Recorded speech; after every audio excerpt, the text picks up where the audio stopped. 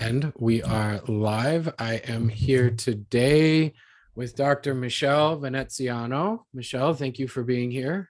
Thank you for having me. And this will be fun. I always enjoy our conversations.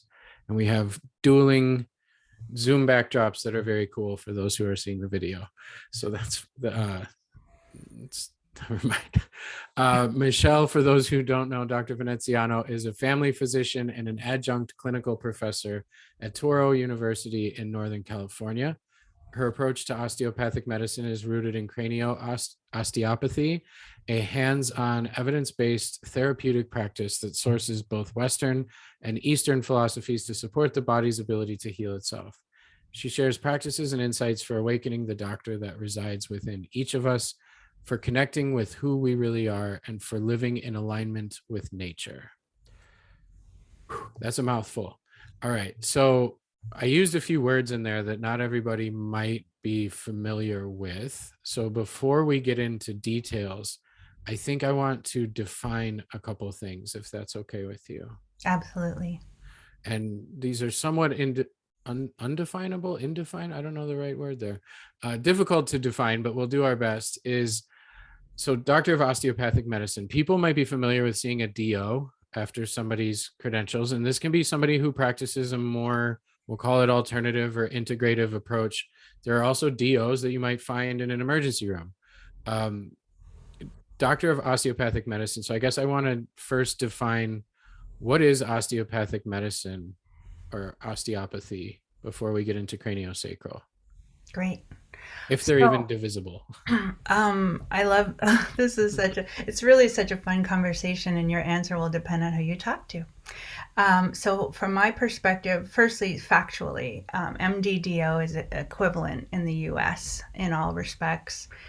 And we receive similar training, the same training, and then osteopaths receive additional training in using our hands to do a much more in-depth assessment of the structure of the body and circulations and the connections between the nervous system and the organs and everything. It's really beautifully sophisticated and actually dovetails really beautifully with Western medicine, although a lot of DOs find it challenging to do both. So I, for instance, did emergency medicine for quite a while and attempted. This is great because it leads into the story that I think will illustrate our fun topic today. That I attempted to do both, right? Run this really perceptive, more feeling channel while I had a very active linear mind. And really, medicine is art and science. And I think osteopaths have an opportunity to beautifully combine those two. And we also have a lot of MDs who love osteopathic medicine and study it. So you could go through osteopathic school like I did and not really learn the original, the foundational craft of osteopathic medicine goes back to the 1800s. And then as medicine became more and more technological and medication focused, there was a time in the 60s when there was an actual opportunity to hand in your DO degree and pay a fee and get an MD degree instead. But there was this core culture of old school DOs who knew the magic of this profession and refused to surrender it, and they just held fast through the time of when breastfeeding wasn't in vogue and a lot of really moving away from nature and the way that we live that happened in the 50s and 60s. And then as the cultures come more around to, living in alignment with nature has its benefits, this tradition has come forward and become a lot more popular with the students entering school. So you'll find now a lot more receptivity and also awareness in, you know, people seeking care, that they're looking for some of the original benefit, real magic of osteopathy. And so I just chose, honestly, to do both as hardcore as I could. I don't know why. I just was driven to do that, and I recognized how challenging it was, and didn't judge those who just didn't choose to piled that much on their plate. So, and then craniosacral is kind of an offshoot of cranial osteopathy. Like in my bio, I name myself a cranial osteopath. We don't actually use the term craniosacral exactly, but there was a DO named Upledger in the 80s who said, what we have here, this knowledge is so good, we can't keep it contained in this quite small profession. We need to really make it more available. And so it was controversial, and he went out and he started teaching massage therapists and physical therapists. And I personally feel like I'm so grateful for that, because without having him pushing the edge there, most people, let's just say most people have had experience of craniosacral, many more percentage wise. I've been exposed to craniosacral, and then the cranial osteopathy is still it's a pretty small society. It's almost like its own little secret society. So I myself I'm really about bringing the brilliance and the wisdom of it to more people. Like that's really what feels like is needed in the world now. So that's my mission. So that was pretty controversial within the like osteopathic community, whether or not this, it's almost like letting the secret out of the bag, Um, or was it this is ours, we should keep this, or that um, they didn't feel that there would be a competency? that the all of Okay. it. It in a sense you could say, well, there are ways that any methodology could be misused. And when we get into working with what it really is about, are subtle relationships in the body. And it's an interesting principle, because I actually believe I named the topic of what we'd focus on today coherence, which is really tending to the subtle, it's a coherence is the word of wave motion in the body. Imagine we're all like musical instruments, and what we do is tune the instrument so that all the different motions of the body, wave motions of the body, harmonics and fluid dynamics, are all pulsing in this really integrated, coherent, smooth way. And this is just essential to life, right? So to say that we would say that, oh, but the point of it is, when you reach that place in a person, they become very moldable. We become very fluid. So you really need to not be a bull in a china shop when you reach into the interface with the body in this really nuanced way. You can have a lot of impact with very little effort. So it's important to remain very present and nuanced with your attention. However, it's really important to be very present and nuanced with your attention in life, period. And I think that's the point, that we all have this innate skill we're born with, right? It's how we used to track game and figure out where to plant our food and how to harvest and what the weather was doing. So we all have this native ability to tune into nuance and resonance in the environment. And it's an essential skill that I really feel passionately that we're all nobody's not excited about getting back to that state, right? It feels so much more like life makes sense, and we connect with our sense of belonging to something larger through resynchronizing, as one word I use, or coupling, in training again with the greater forces of life and nature. Okay. I was curious how you would try to explain it, because I've been through some craniosacral therapy myself. In my first experience, I I liked it. I felt great. And then some, like Mira, my wife, and some of my friends and colleagues were like, well, what is it? What do they do? And I'm like, I don't know.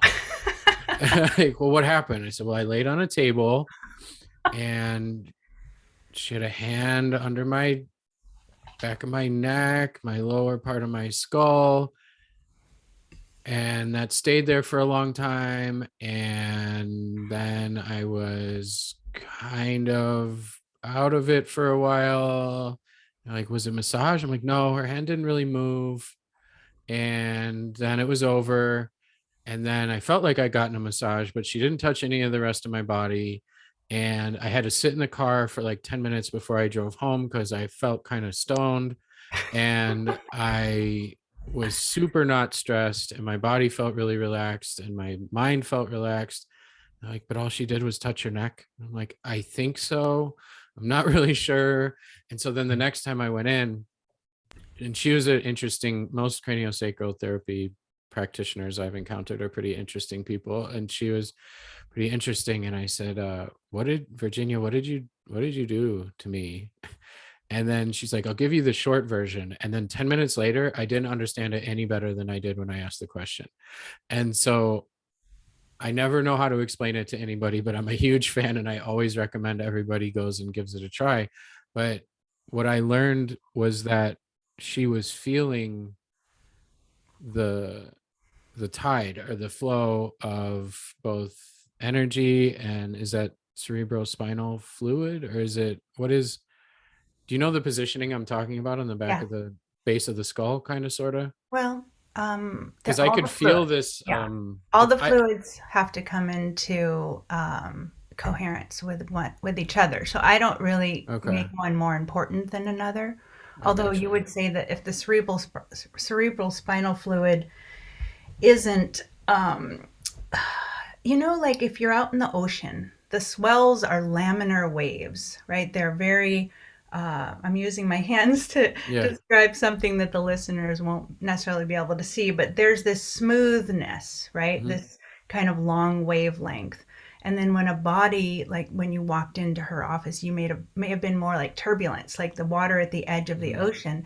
And so you couldn't participate in the larger rhythm of the whole sea, which would have you just be able to kick back and be a part of something huge that would just hold you and support you and move you and really do all the work of living. So when we're not actually entrained or synchronized or coherent with those larger forces, we feel very out of touch and frenzied.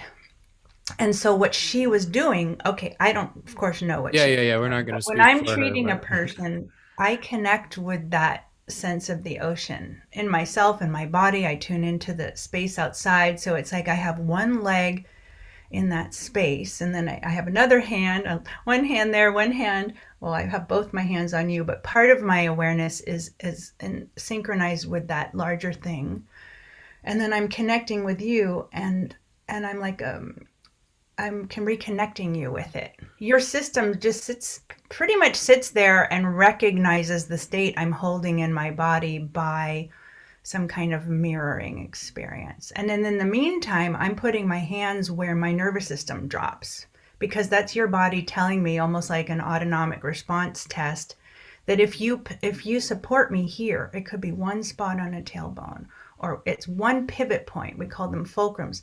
This is the point of support that will allow me to organize back to my wave.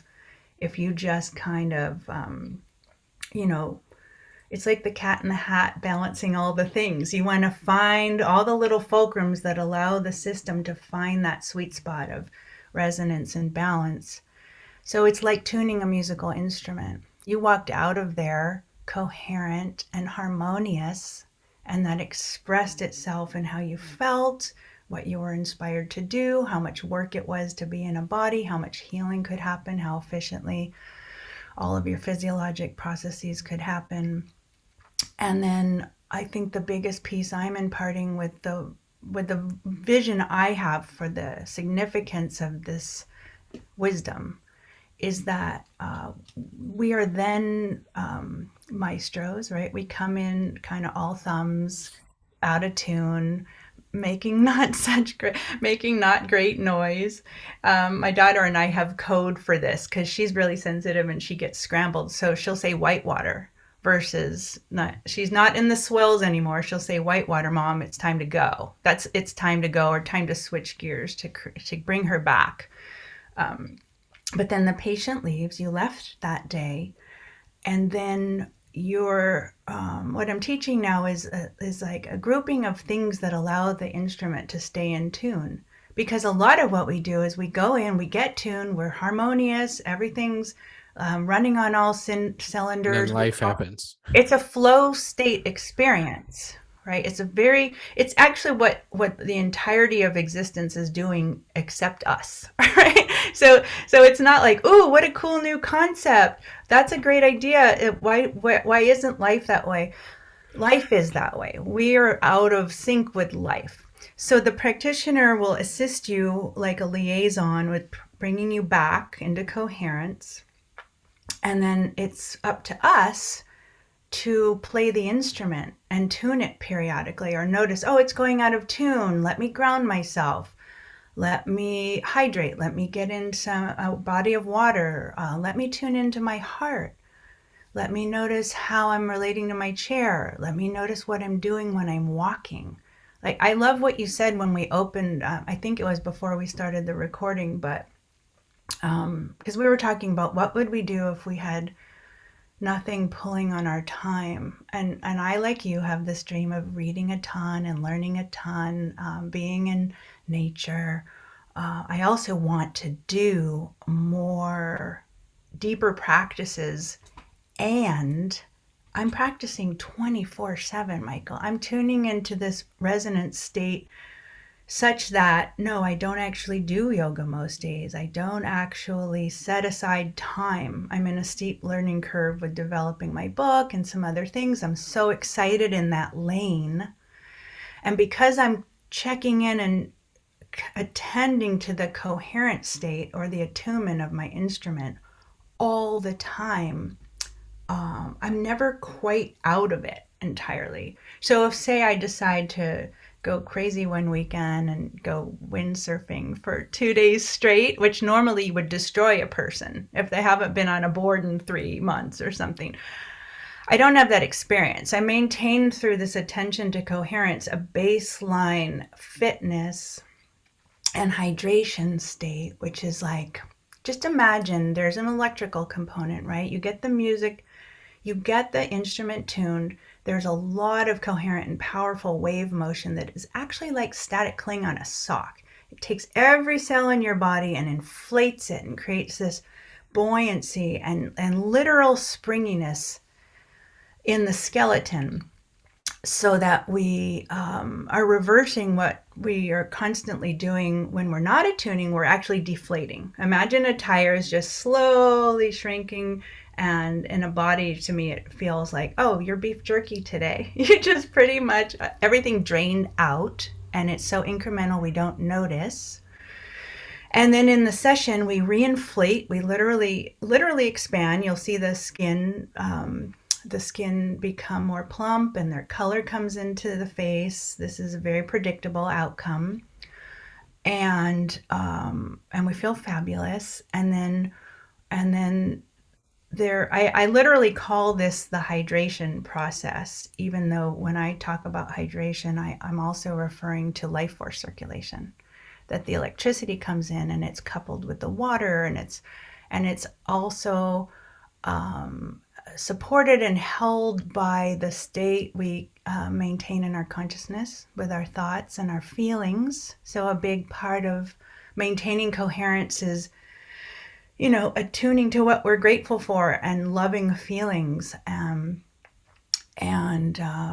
I think when I was asked to choose a title for this interview, I was like, the heart. The heart is really the organizer of everything I'm talking about, right? The love frequency, but literally the heart structurally as well.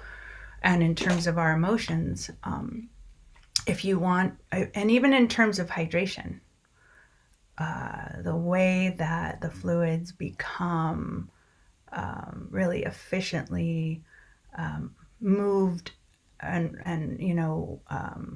reoxygenated and delivered from the central blood volume to the periphery. There's this pump action. I'm basically describing the instrument I'm talking about as a life force lung or a life force pump. And then we have this experience. Wouldn't it be lovely if we all lived in an experience that was really about a constant microinflation happening at all times, so that we were always expanding, always hydrating, always kind of existing in our fluid potential.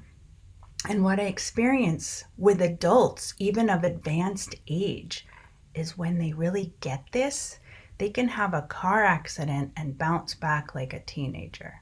They start to say things like, gee, I used to take this flight and it would level me and it would take this many days to regroup.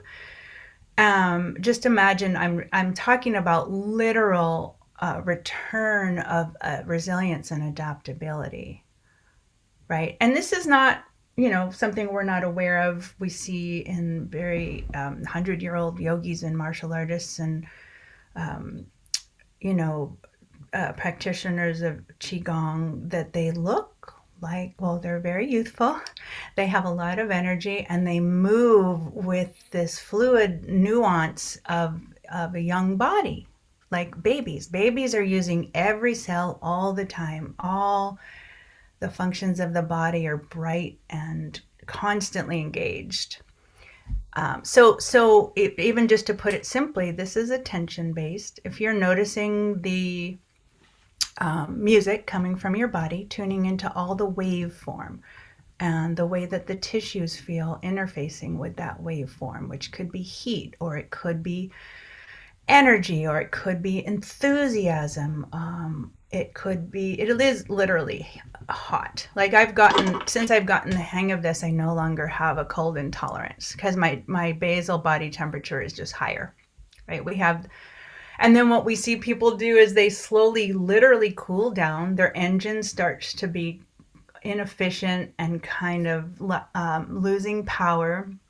And then they start needing thyroid support and adrenal support, right? And people say, oh, my problem is I have a thyroid problem. No, you have a heat problem, and the thyroid's working hard to compensate for it. The deeper thing is the thing I'm talking about, this coherence and natural ability to log on to this larger pool of power and intelligence. That is our fuel. That is the source of our power and in life. And to the extent that we're not accessing it, we're having to compensate in all kinds of other ways. Yeah, that was I haven't let you talk much. You want to say something? I haven't tried.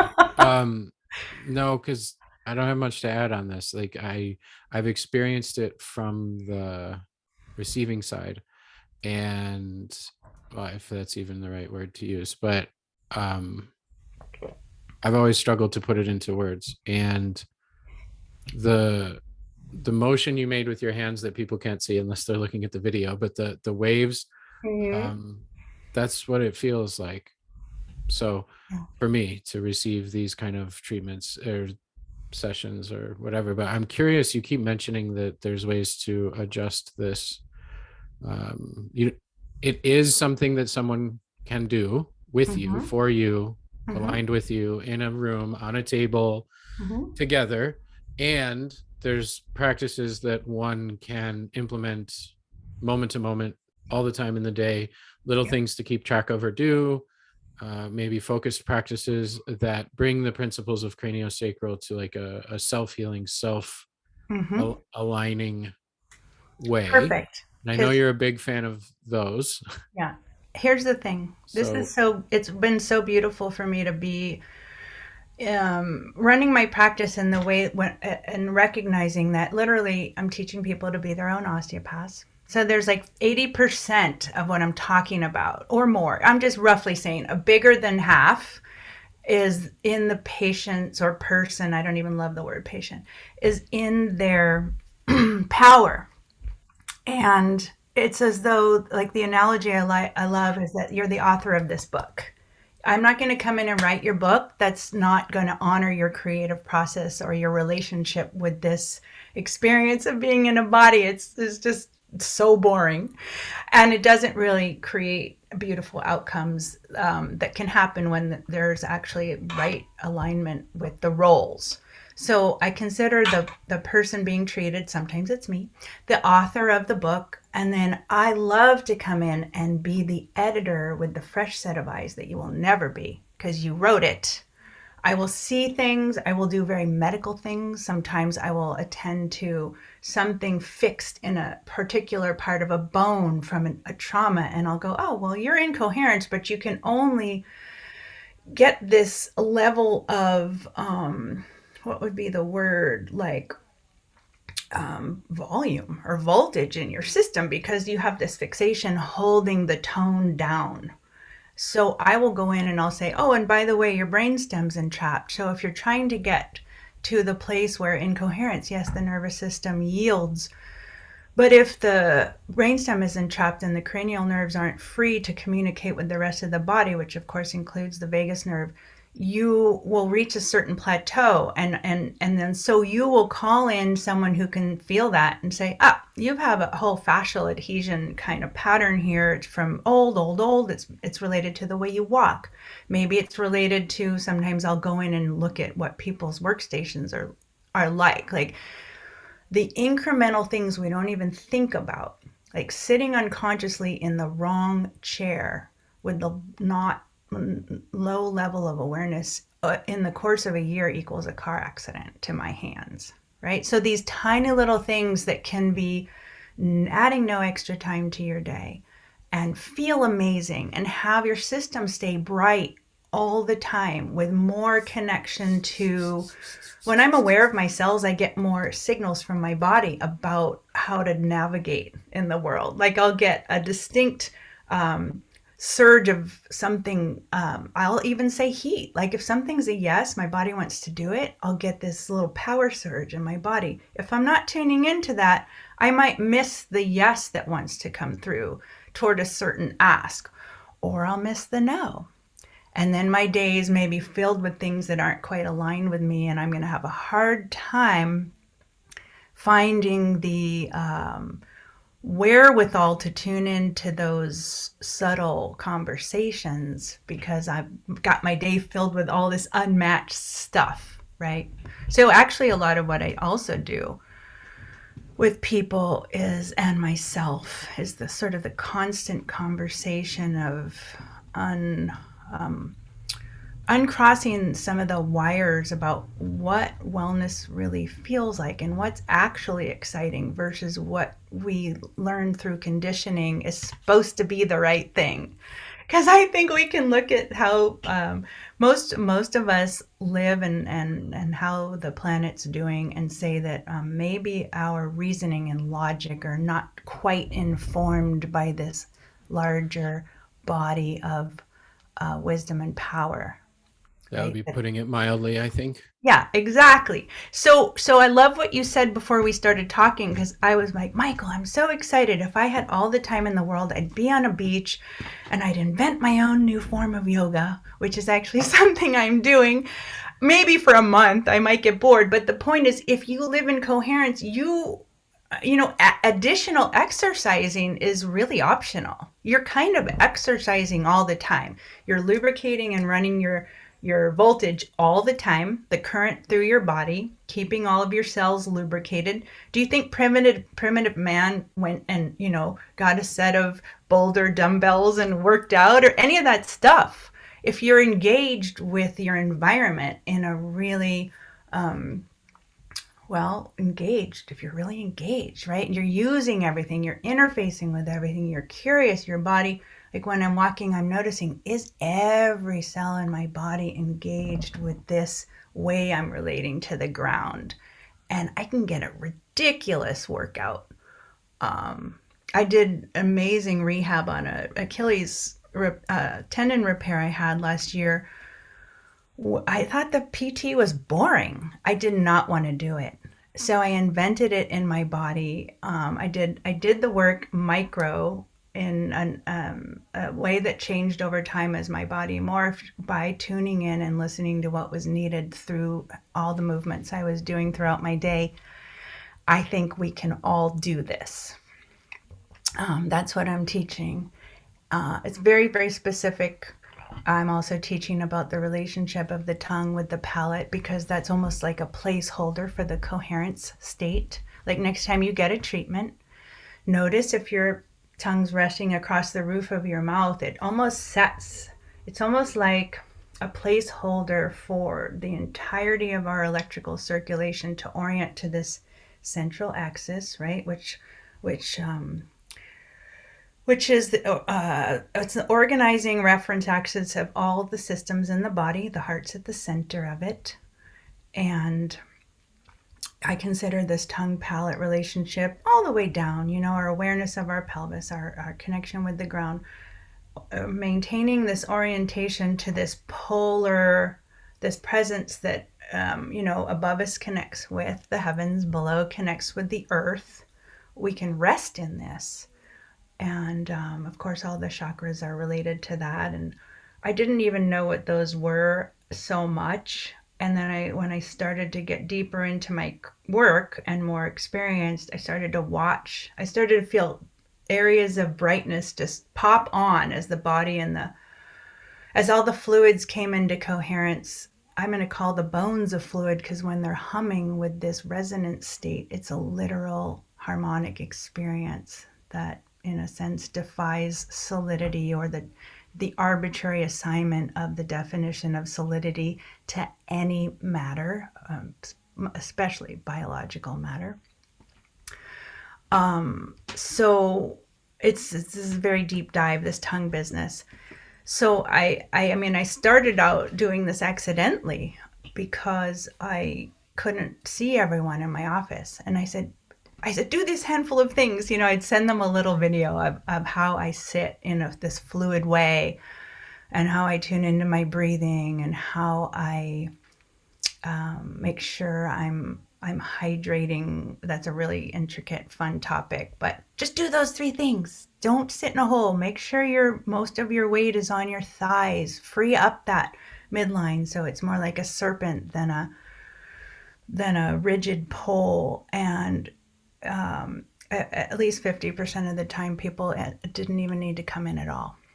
And I was like, oh, I'm really onto something. Like, that's so satisfying. People get what they need. They don't need to spend the time and money to come see me. I feel less like an enabler.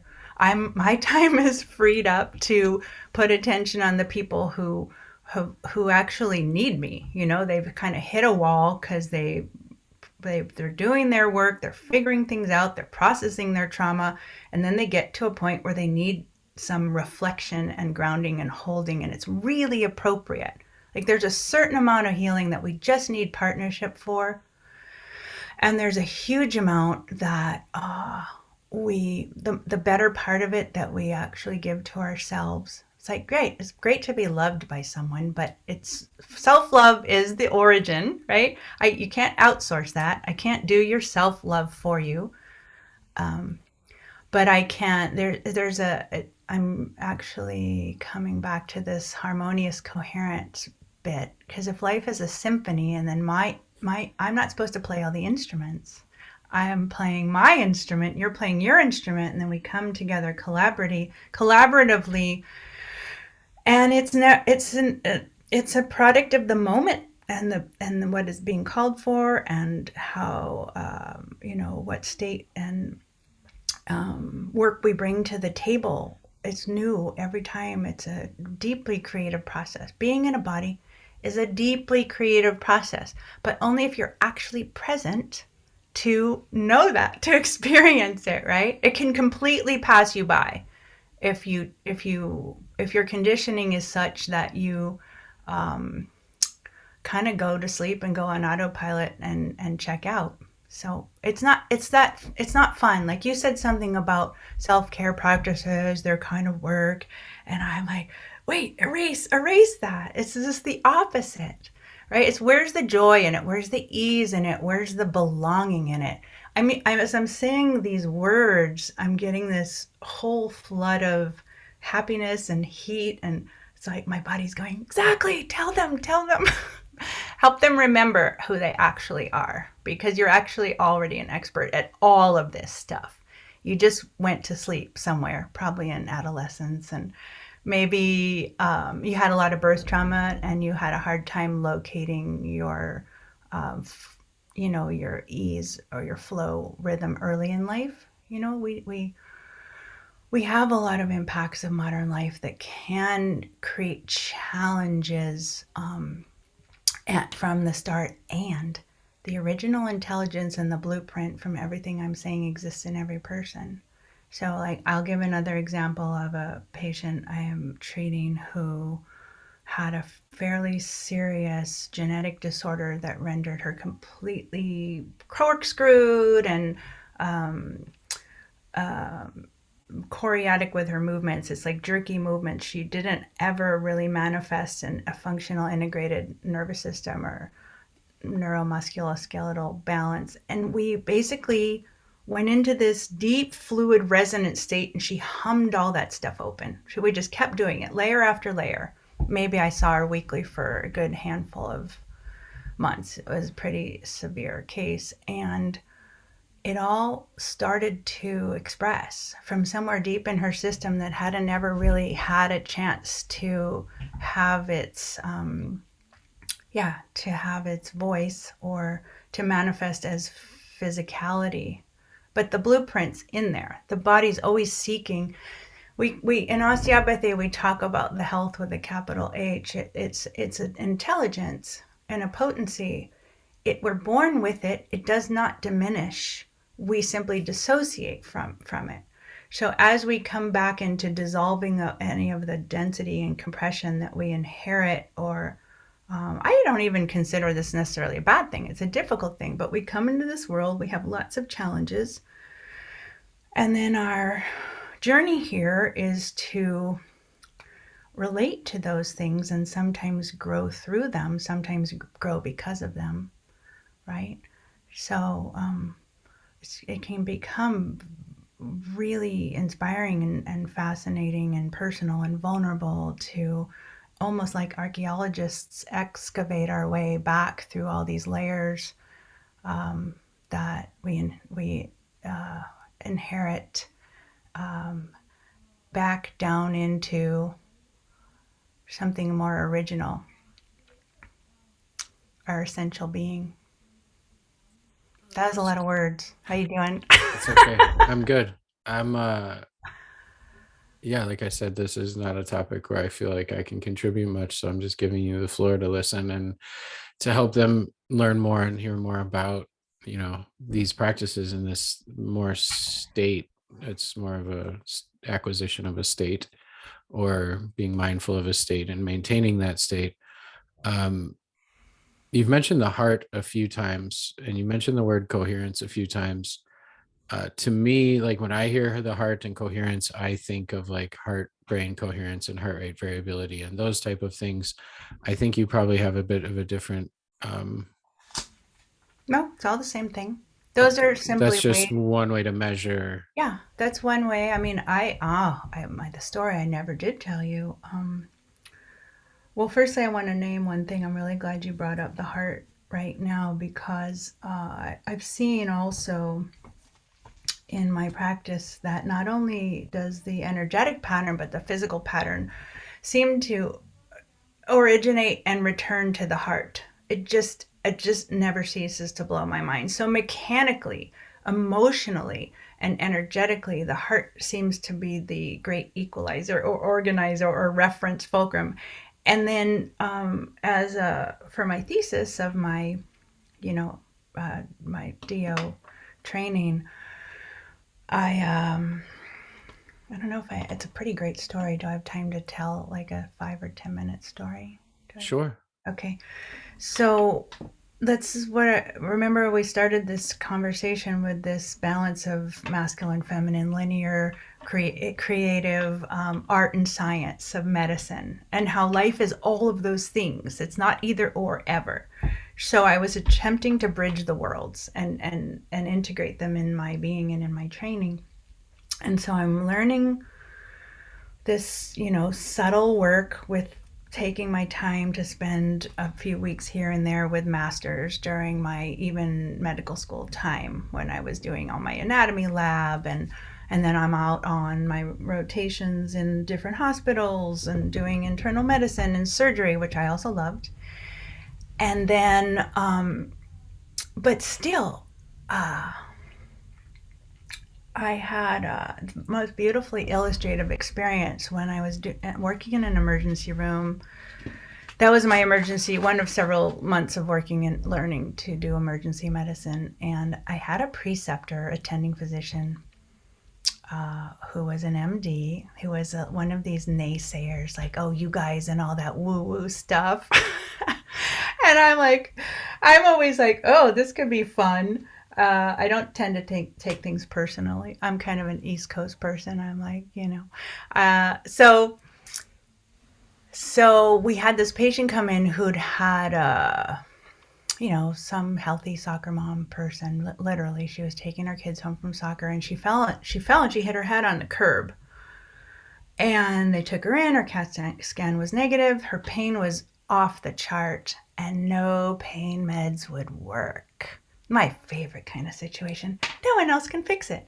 Let's take, and I'm a resident. I don't really have a lot of experience at this point, and I am like believing in this thing. I had felt it. I had touched it with my mentors. I was guided, and I said, oh, let me try to do some of this osteopathy, And I also felt in my body, like, what are you saying? This is a crazy busy emergency room with people running everywhere, and bells and, alarms and people in distress. And I just went in there.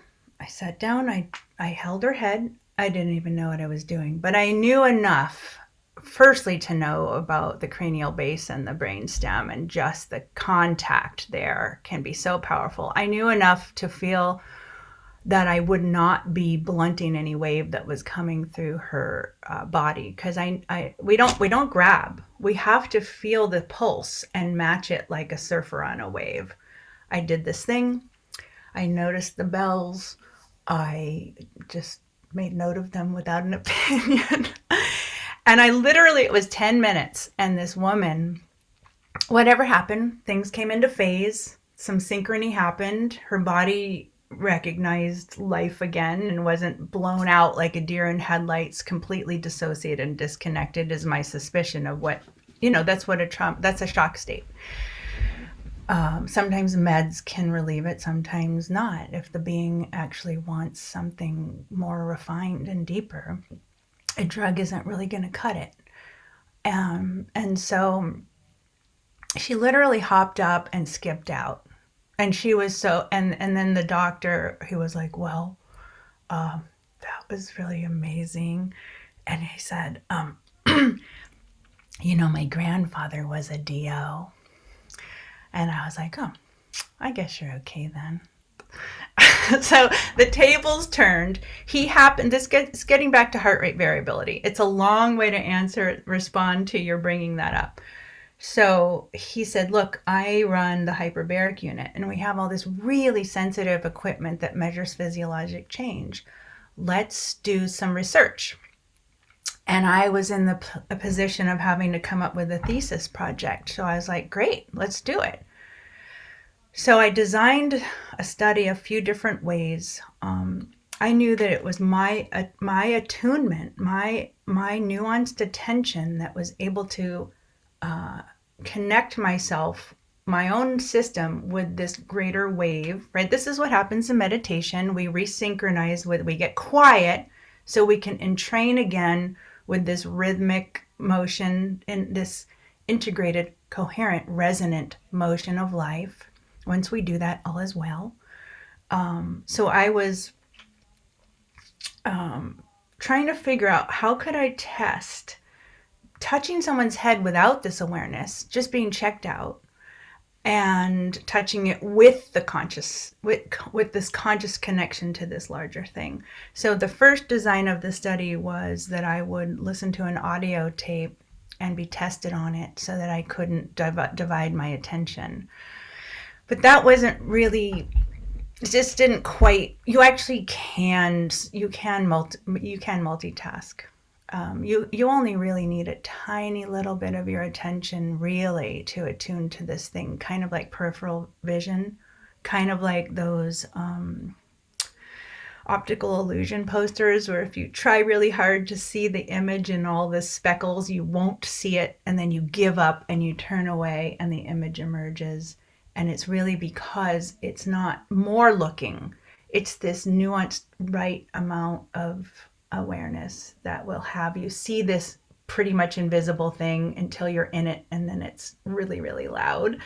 Um, and so the way I designed the study ultimately was to just have some person, like a front office person, do the holding of the head. It was specific to the head, which isn't even really that real. It's really not a mimic of nature, but it was having to be, simplified in terms of variables for consistency. Anyway, long story short, the outcome was outrageous. What we saw when we analyzed the data was the heart rate variability of the human by this transcutaneous oximetry assessment was hugely statistically significant, which then we know that heart rate variability is a mirror of the autonomic state. Now, to me, at this time in my life, I look at that and I'm like, duh, that's pretty much all of medicine. That's the entirety of what's relevant about being in a biological system. But at the time, and I would say even in most of medicine, the concepts are still a little elusive. This concerns me, Michael. However, I'll tell you, in the class I taught last year, I took 30 doctors through the 7 things and kind of like the reasoning around why we would do all of this and some real time practices. And I took a poll. Maybe half of them were cranial osteopaths, some were family practice docs, some were different specialties. There wasn't a single person who'd even heard of HeartMath.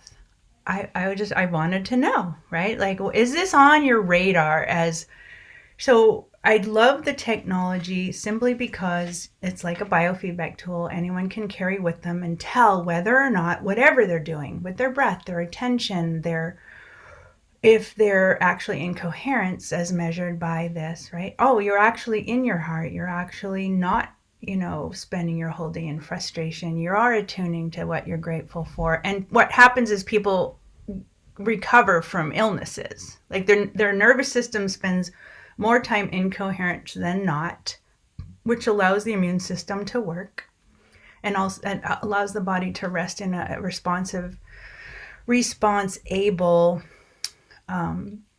integrated state that supports all the physiology, and then they get better.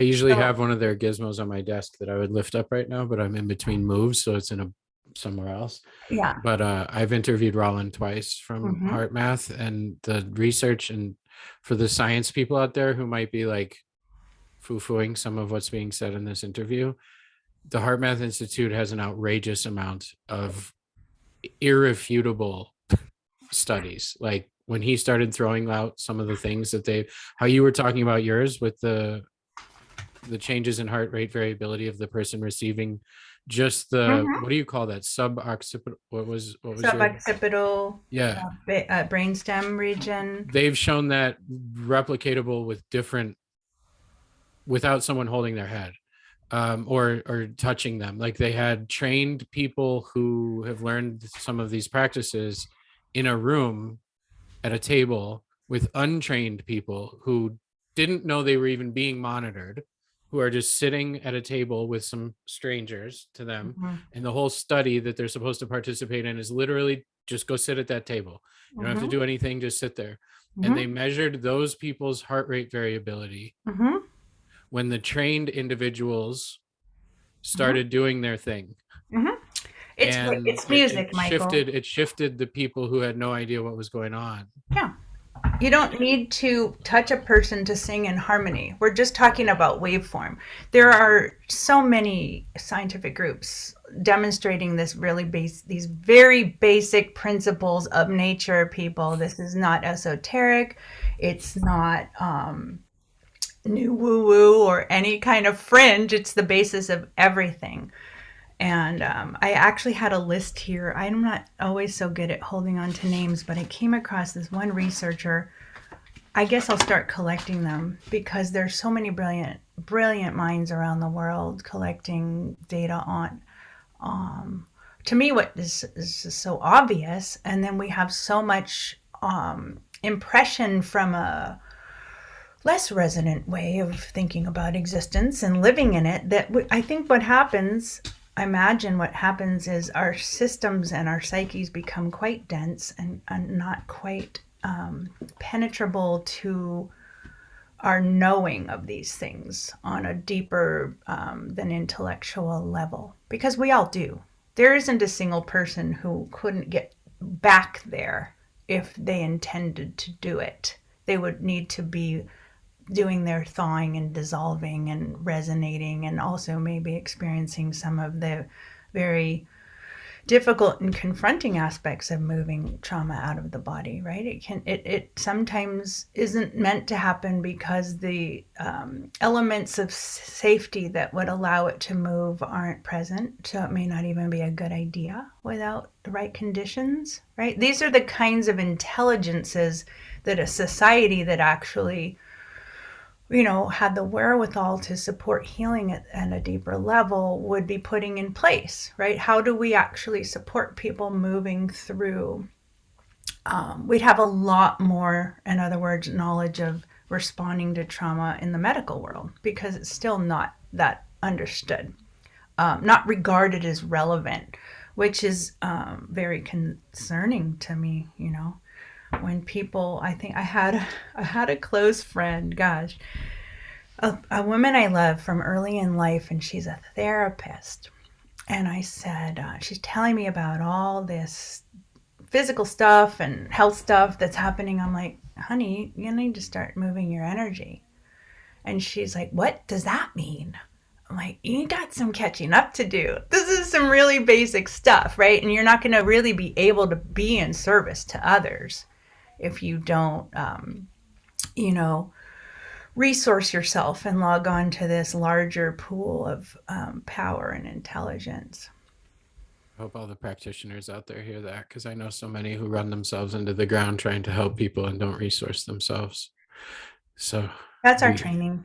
We can't be a resource for others if we're not resourced ourselves. And I've had to learn that the hard way too, as a full-time caretaker for several different periods of our life with my wife's health situation, that if I'm not taking care of myself and putting myself into a state that is healthy, I guess I don't know how to use the same flowery language that you do. Resource, yes.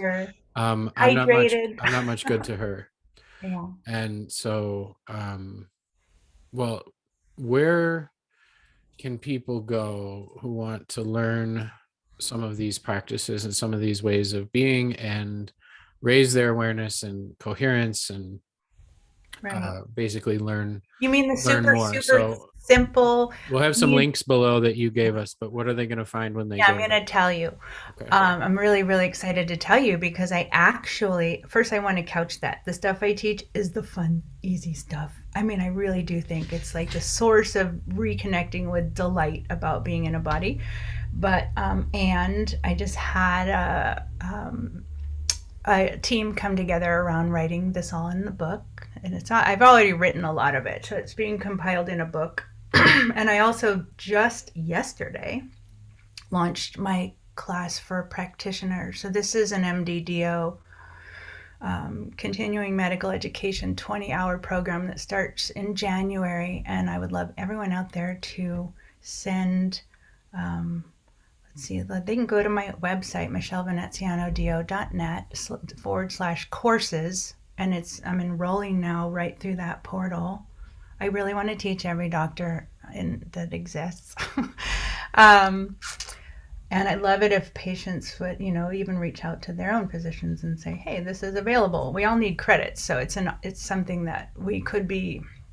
There are a few continuing medical education offerings that are about physician self-care. So this is a very physician self-care focused program. And then I have a study group on Facebook that I just started it for fun, because I really love engaging with people from different disciplines. We have continuum movement teachers, we have breath instructors, we have yoga people, we have tantric people, we have craniosacral people, we have osteopaths all in there kind of joining their wisdom, and really it's a social, it's for collaborating communally, right? Because the really life is about coherent life is about all contributing our medicine, and we all have different gifts. We're all taught in our conditioning to kind of play all the roles, like you were saying before. You're playing so many roles that aren't who you are. That's bringing you out of coherence. But when we join more communally, we all contribute the thing that really lights us up, and that creates a sort of synergistic whole is greater than the sum of the parts vitality experience that's really generative for every person. So my classes are that kind of experience. We come together as a group, find out where it is that we can bring it's also we go into polyvagal theory and co-regulation and social engagement as and that gets to the waking up of the heart and the reconnectability and balancing of the nervous system that are all really essential for this surrendering of our rigidity that's required to find ourselves back in coherence and flow. So those are three things, right? The website with the course, the Facebook group, totally free, open to everyone, and the book that's coming soon that I'm really really excited about. You have an ETA on that? I know books are tough to predict. Um, it's all outlined. It's probably middle of next year. It's 2022, I Great. would say. You're going to publish it in Italian? Because you know by then I'm going to be speaking Italian. So For you, I will do that. I all will do right. that for you. I will All do right. that for me. I'm Cool. Italian. I'll try to Half get it my in some bookstores over there. half my family doesn't speak English, so that's probably Yeah. uh, yeah, and some medical people over there too. Nobody in my family speaks Italian anymore. The Italian speakers are all passed away. So I'm going to revive the tradition. Maybe I need to introduce you But to my family. sure. Yeah. Do you know where they're from?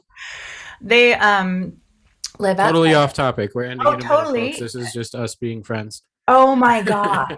No, my family has this ancient property outside of Benevento, which is like the Transylvania of Italy. It's the second oldest city in Italy, second to Rome. You know, some 13 layers of medieval life underneath, and lots of lore and mysticism there. And it's the home of Via Strega, which is the liqueur of the witches that you see in all the fancy restaurants. But they have a original huge brick oven. They've been the bakers of the area for a long, long time, and they grow all their own food and raise rabbits, and it's like this rolling countryside. Not Yeah. wealthy, This just is in very original. Campania in the Exactly, exactly. I just mapped it. All right. Well, Oh, they would be so delighted to have you. yeah, maybe we're gonna go on weekend road trips to check out new places. So I just put it on the list and I'll let you know before we go. That sounds great. Awesome. Well, I encourage everybody to investigate more with you. I have found these practices. I mean, it's not the exact same, but a lot of similar practices were taught in some trainings that I've been in.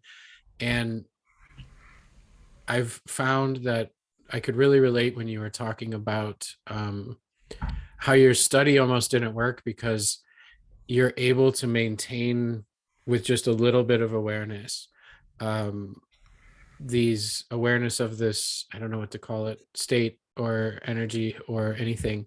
And Coherence. I did a lot of very intensive practiced focused awareness practices for a long time, to the point now where no matter, I won't say no matter, I can still get pulled out of it, but the level of chaos in the external world or triggering or events or things required now to pull me to a point where I feel completely white water, as Whitewater. you would call it. It's Incoherent. it's difficult.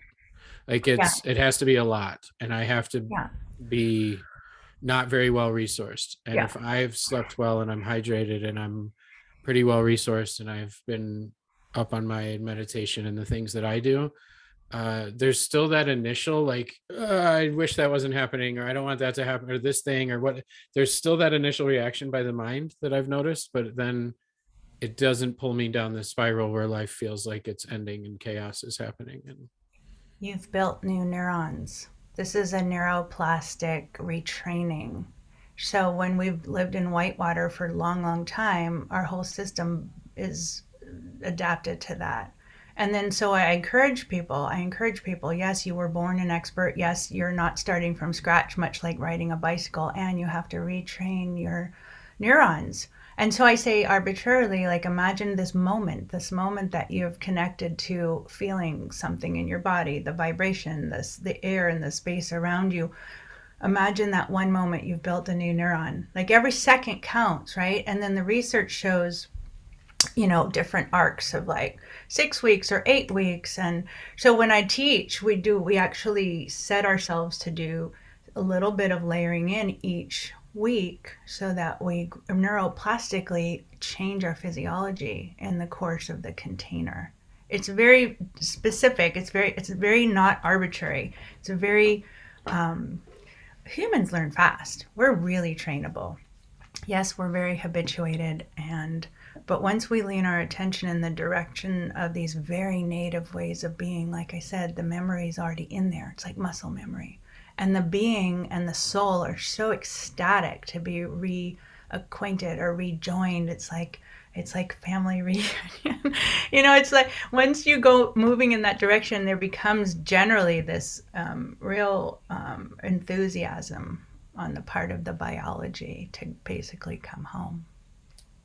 beautiful. I think that's a perfect endpoint. So follow the links below. Go learn more with Dr. Veneziano. Michelle, thank you so much for sharing everything you eloquently shared about something that's very difficult to describe. I feel like you did a great job in conveying almost the felt sense of the certain experiences, and that it's an inherent to everyone, a natural state of being that we almost need to just refine instead of figure out.